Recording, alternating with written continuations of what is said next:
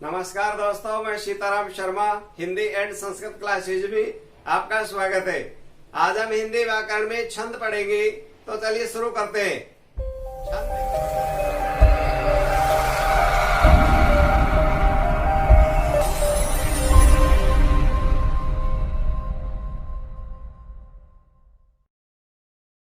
छंद मात्रा और वर्ण आदि के विचार से होने वाले वाक्य रचना, जिसमें संगीतात्मकता हो, लय हो, गति हो आदि की जो योजना रहती है उसे छंद कहते हैं। जिस प्रकार से व्याकरण द्वारा गद्य का अनुशासन होता है, वैसे ही छंद द्वारा पद्य का अनुशासन होता है। छंद का दूसरा नाम पिंगल भी है। क्यों कि छंद शास्त्र के आदि प्रणेता पिंगल नामक ऋषि थे। ऋग्वेद पुरुष सूक्त के 9वें छंद में छंद की उत्पत्ति ईश्वर से मानी गई है और लौकिक छंद के जन्मदाता वाल्मीकि जी थी। कंपटीशन एग्जाम में क्वेश्चन आ जाता है कि भाई लौकिक संस्कृत के छंदों के जन्मदाता कौन है, उसका उत्तर होगा वाल्मीकि जी। हिंदी साहित्य में छंद शास्त्र की दृष्टि से प्रथम कृति छंदमाला है। ये भी क्वेश्चन आ सकता है कि भाई हिंदी साहित्य में छंद शास्त्र की दृष्टि से प्रथम कृति कौन सी है? छंदमाला।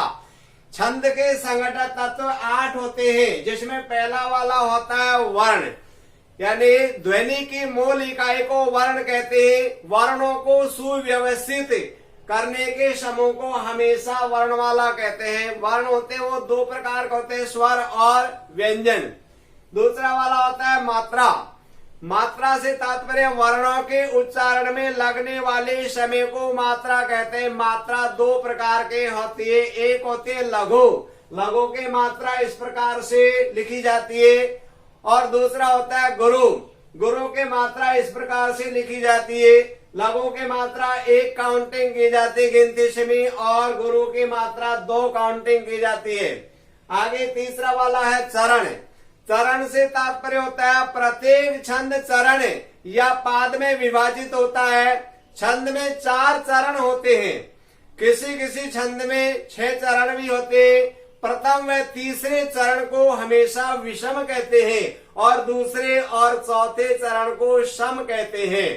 आगे वाला है चौथा नंबर क्रम। क्रम से मतलब होता है वर्ण या मात्रा की व्यवस्था को क्रम कहते हैं, यानी जो किसी भी पद की जो पंक्ति लिखी गई है उसका लिखने का बिल्कुल तरीका होना चाहिए, विपरीत रीति से नहीं, उसे हम कहते हैं क्रम। 5वां नंबर होता है यति।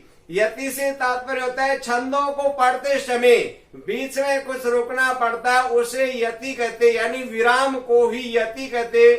यति का प्रयोग बीच में भी किया जाता है छंद में, और अंत में भी किया जाता है।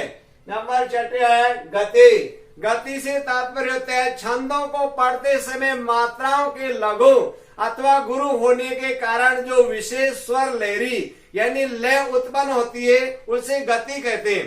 गति का मतलब होता है जो भी पद की पंक्ति है उसको पढ़ते समय जो रफ्तार होती है, उसकी चाल होती है। कुछ पंक्तियों को थोड़ा तेज पढ़ा जाता है जल्दी, और कुछ पंक्तियों को धीरे पढ़ा जाता है। जो एक संगीतात्मक लय होती है उसकी चलने की रफ्तार होती है, गति होती है, उसे ही हम कहते हैं गति।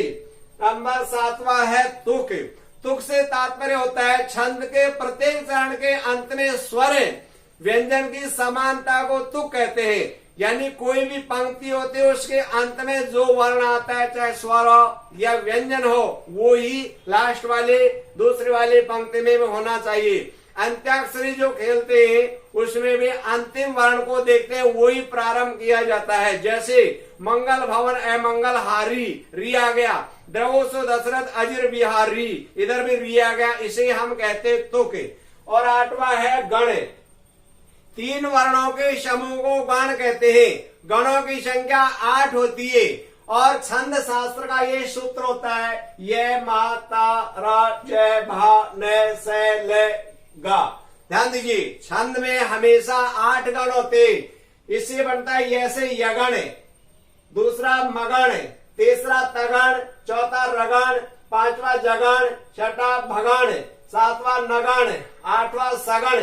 अगर मान लीजिए किसी पंक्ति में क्योंकि 3 वर्णों के समूह को गण कहते, 3 होते हैं वर्ण तभी गण बनता है। अगर 3 नहीं होते, 2 बचते हैं, तो अगर मान लीजिए इस प्रकार का बचता है तो लघु और गुरु लिख देते। अगर मान लीजिए दोनों इस प्रकार बचते तो लास्ट में ऐसे बोल देते भाई 2 गुरु बचे, या ऐसा बचता है तो ऐसे बोल देते भाई अंत में 2 लघु बचे हैं।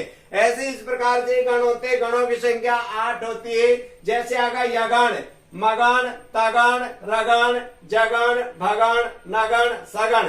अब ध्यान दीजिए दोस्तों, मात्रा लगाने का मैं बहुत आसान तरीका आपको बता रहा हूं, उसको आप लोग अच्छी तरह से ध्यान देंगे।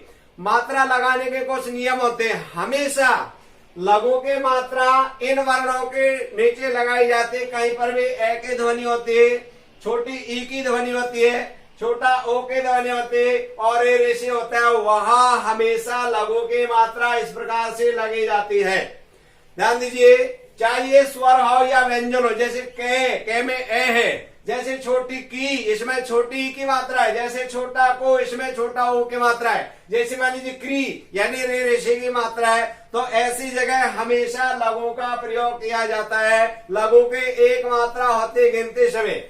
दूसरा है गुरु की मात्रा हमेशा कहाँ लगाई जाती है? इन वर्णों के अलावा जितने भी जो स्वर होते हैं वहां हमेशा गुरु की मात्रा का प्रयोग किया जाता है। जैसे यानी आ, जैसे आ गया या का आ गया। जैसे बड़े के या ई आ जाए, बड़ा ओ, ए, आए, ओ, औ, अंग और ए, इनकी जगह हमेशा गुरु के मात्रा का प्रयोग किया जाता है।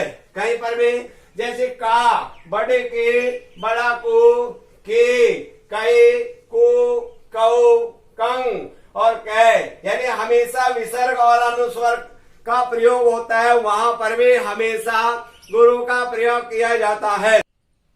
तीसरा नियम आपको ये ध्यान देना है, अगर आधा वर्ण शब्द के प्रारंभ में हो तो उस आधा वर्ण का कोई महत्व नहीं होता, उसको कहीं पर भी नहीं जोड़ा जाता, उसके कोई मात्रा नहीं लगती। जैसे यहाँ पर है वे, तो ये आधा वर्ण है, इस आधा वर्ण का कोई महत्व नहीं है।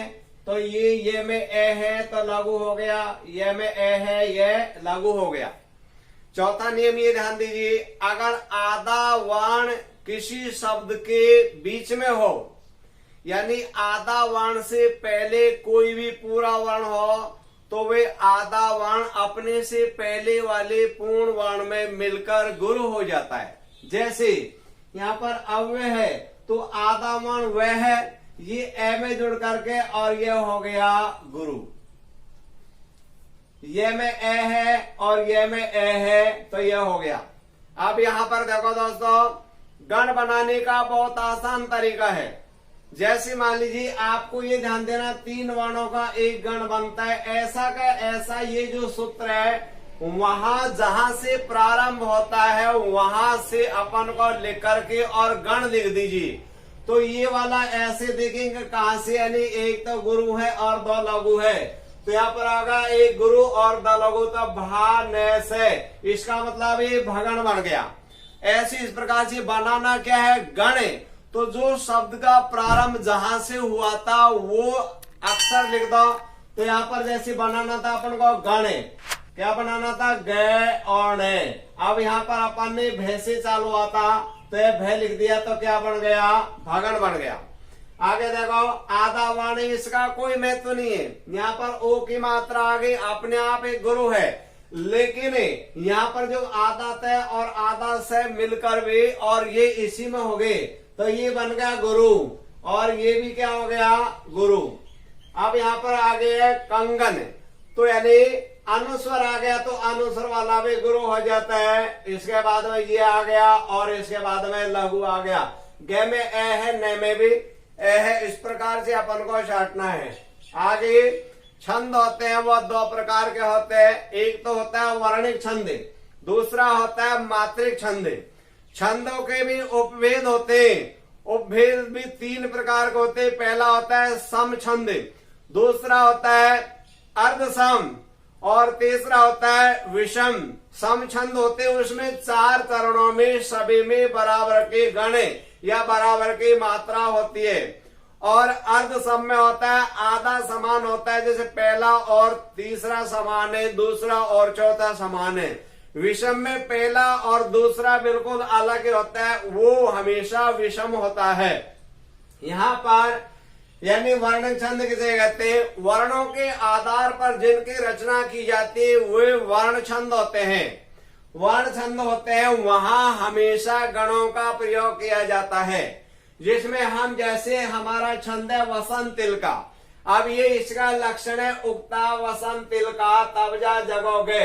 अपन पहले मात्रा लगा के देख लेते हैं। यहाँ पर ऊ है तो लघु आना चाहिए, लेकिन नहीं, इसके आगे जो आधा वर्ण है वह अपने से पहले वाले में मिल करके और ये गुरु हो गया। यहाँ पर आगा ता आ है, यह गुरु हो गया। यहाँ पर वह है ए की ध्वनि लघु है, ये अनुस्वर आ गया गुरु है। यहाँ पर त है लघु है, यहाँ पर छोटे ए है लघु है, ल में ए है लघु है, और ये का है गुरु है। यानी लघु, भ में ए है लघु और आ की मात्रा आगे गुरु। यहाँ पर आ गया लघु, यहाँ पर आ गया औ है गुरु और विसर आ गया गुरु। अब तीन वर्णों के योग से हमेशा गण बनता है, तो हम तीन तीन इसका बना लेते हैं। ये बना लिया अपन ने इस प्रकार से। अब हम इनका गण बनाएंगे, ध्यान दीजिए। अब यानी हम इसका, अगर मान लीजिए आपको छोटे रूप में ध्यान देना है तो गण भी इसी में छुपे हुए रहते हैं। पहले इसका गण बना लेते हैं। मान लीजिए ये ऐसा का ऐसा अपन छांट लेते हैं, यानी ऐसा का ऐसा कहां से? तो दो गुरु है, एक लघु है, तो दो गुरु और एक लघु, इसका मतलब तगण बन गए। तो इसको लिख देते हैं तय और गण, यानी लिखेंगे अपन गण बनाएंगे। जैसे अपन ने लिख दिया गण, लिख दिया, ये गण लिख दिया। अब इसका हम ऐसा जहां से प्रारंभ हुआ, एक तो गुरु है दो लघु है, तो एक गुरु और दो लघु, इसका मतलब भा से चालू है, तो यानी भा ने लिख के और अपन ने लिख दिया भय, यानी भगण बन गया। अब ये ऐसा कैसा बनेगा? लघु गुरु और लघु, तो लघु गुरु और लघु ये वाला ग्रुप बन गया। तो ये कहां से हुआ प्रारंभ? जैसे, तो अपन ने लिख दिया जय ग और ने। अब यहाँ पर आ जाता है ये का ये बन गया, तो ये भी बन गया, जगण बन गया, तो जय ग और ने। अब यानी अंत में दो गुरु बच गई, क्योंकि तीन वर्ण होते तब तो गण बन जाता। अब हमारा ये उदाहरण देख लेते, पहले इसकी मात्रा लगा के देख लेंगे। देखो उद्योगिनी, यानी ओ है लेकिन आधा जो द और ये से मिला है ध्य, तो इसमें द मिल करके बन गया गुरु। फिर ये ओ है, ये भी गुरु हो गया। फिर छोटे ए है लघु, और ये अनुस्वर आ गया गुरु। फिर आ गया वो छोटा है लघु, फिर रू छोटा है लघु, फिर से ए है, फिर यानी अनुस्वर आ गया तो गुरु, फिर है, फिर यानी छोटा हुआ है लघु, और आई की मात्रा आ गई गुरु, ये लघु। अब आधा जो वर्ण है वो पूरे में मिलकर के गुरु बन गया, और यह बन गया गुरु। अब ध्यान दीजिए आगे वाली और पंक्ति इसमें भी मिला के देख लेते। तो यानी गुरु हो गया, यह भी गुरु हो गया, यानी लघु हो गया, ये गुरु हो गया, यह लघु हो गया, यह लघु लघु, फिर औ के मात्रा आ गई यानी गुरु, फिर इसमें आ गया लघु लघु, फिर आधा इसमें और आ भी है गुरु, ये आ गया लघु, ये आ गया गुरु, और ये आ गया गुरु। अब यानी यहाँ पर देखो इसका भी गण बना के देख लेते हैं। तीन वर्णों के योग से बनते हैं गण, तो यानी गण बनाएंगे तो ध्यान दीजिए ऊपर से मिलान कर लो। हमारा जो ये सूत्र था, अब इसमें बना था तगण भगण जगण जगण। देखो इसमें ये वाला लिखा हुआ तगण, यानी तगण भगण जगण, और जगण अंत में दो गुरु होते हैं, वहां हमेशा वसंत तिल का छंद होता है। हिंदी और संस्कृत दोनों में ही छंदों की जो मात्रा बिल्कुल समान रूप से लगाई जाती है। केवल संस्कृत वाले में संस्कृत सब्जेक्ट होता है उसमें हमेशा संस्कृत भाषा में ही उदाहरण आते हैं, जबकि हिंदी भाषा में हिंदी के उदाहरण आते हैं। तो बिल्कुल ये का ये गण बन गया। अब हम हिंदी वाला उदाहरण दे देते, जैसे इसमें गण बनाएंगे। भू यानी बड़ा वो है, गुरु आ गया, यानी गुरु आ गया, में लघु आ गया, ये ए की मात्रा गुरु, ये लघु लघु लघु, बड़े ए की मात्रा गुरु, यानी लघु लघु, बड़े ए लघु गुरु और गुरु। अब ऐसा कैसा? अब यहाँ पर दोबारा आगे देखो, यानी बड़े ए है गुरु, गुरु आ गया, लघु आ गया, अनुस्वर आ गया गुरु, ये आ गया लघु, लघु आ गया लघु, फिर रे वाला है वो नी में मिल गया, पहले गुरु हो गया, लघु हो गया, लघु हो गया, गुरु हो गया, ओ की मात्रा, ये लघु हो गया, गुरु हो गया और ये गुरु हो गया। अब यानी हमको कोई से भी लगा के देख लीजिए, 3 वर्णों का योग से हमेशा गण बनता है। तो ध्यान दीजिए, बिल्कुल देखो, यानी सूत्र लगा के देख लो, ता रा जय, तो तगण बन गया, रा यानी ये बन गया भा ने से, तो ये बन गया भगण, ये बन गया, लिख ही लेते यहाँ पर जैसे ते गणे, और ये बन गया भा ने से, यानी ये बन गया भगण, फिर आ गया जय भाने, ये बन गया जगण, जय भाने, ये भी बन गया जगण, और अंत में होगा 2 गुरु। तो अगर मान लीजिए हम इसका जो विशेष लिखते हैं उसमें ऐसा लिखना पड़ता है जिसके प्रत्येक चरण में तगण हो, भगण और 2 जगण, अंत में 2 गुरु के योग से, अंत में 2 गुरु बच गई। अब कुल वर्ण गिनेगी तो 3 3 2 6 3 3 9 और 10 11 12 13 14, और प्रत्येक चरण में 14 वर्ण हो, वहां हमेशा वसंत तिल का छंद होता है। ऐसे इस प्रकार से मात्रा लगाना सीख जाओ। अब इसमें देखो वसंत तिल का, इसमें वसंत तिल का छंद का नाम याद रखो, और केवल ये याद रख लीजिए तबजा, वसंत तिल का तबजा जगोगे, वसंत तिल का तो आ ही जाएगा, इसको याद मत रखो, और वसंत तिल का तबजा जगोगे। तो तगण भगण जगण जगण 2 गुरु आते हैं, वहां हमेशा वसंत तिल का छंद होता है। ऐसे इस प्रकार से हमको ध्यान देना है। ऐसे ही मात्रिक छंद होता है, मात्रिक छंद में मात्राओं के आधार पर रचना की जाती है, वो हमेशा मात्रिक छंद होता है। मात्रिक छंदों में गण बनाने की आवश्यकता नहीं होती है। जैसे यहाँ पर हम मात्रा लगा लेते हैं, अनुस्वर आ गया लघु, यहाँ पर आ गया लघु, यह अनुस्वर आ गया तो अनुस्वर की जगह हो गया गुरु, यहाँ पर आ गया लघु लघु गुरु, फिर आ गया अनुस्वर गुरु, यहाँ आ गया लघु, लघु आ गया, गुरु आ गया, यह आ गया गुरु, और यह आ गया लघु और लघु। अब ये लगा लेते हैं, गुरु आ गया, अनुस्वर आ गया, लघु आ गया, लघु, गुरु आ गया, लघु आ गया, लघु, और ये इसमें मिल गया, गुरु बन गया, ये लघु है, ये लघु है, ये भी गुरु है, और ये लघु और लघु। इसमें ध्यान दो, ऊपर और पंक्ति में समान रूप से मात्रा आनी चाहिए, वर्ण से मतलब नहीं, लघु गुरु से कैसा भी हो। यहाँ पर मात्रा गिन लेते, लघु के हमेशा 1 मात्रा होते, गुरु के 2, तो मात्रा गिन लेते 2 3 4 5 6 7 8 9 10 11 12 13 14 15 16, तो यहाँ पर मात्रा होगी 16। इसमें भी गिन लेते 2 2 4 5 6 7 8 9 10 11 12 13 14 15 16, तो यहाँ भी होगी 16। तो यानी हमको हमेशा ये ध्यान देना है, मात्रिक क्षमता चौपाई जिसके चारों चरणों में 16 मात्रा होती है, यानी प्रत्येक चरण में 16 मात्रा होती है, वहां पर हमेशा चौपाई छंद होता है। मात्रा लगा के देख लो, जो मात्रिक छंद होते हैं वहां गण नहीं बनते, मात्रा गिनी जाती, जबकि जो वर्णिक छंद होते हैं वहां गण बनाए जाते और वर्ण में गिन के लिखते हैं। दोस्तों, अगर आपको ये वीडियो अच्छे लगे तो आप इसे लाइक करें तथा हमारे इस चैनल को सब्सक्राइब करें, और इस टॉपिक में किसी भी प्रकार के आपको कोई प्रॉब्लम हो तो आप हमें कमेंट करके अवश्य बताएं।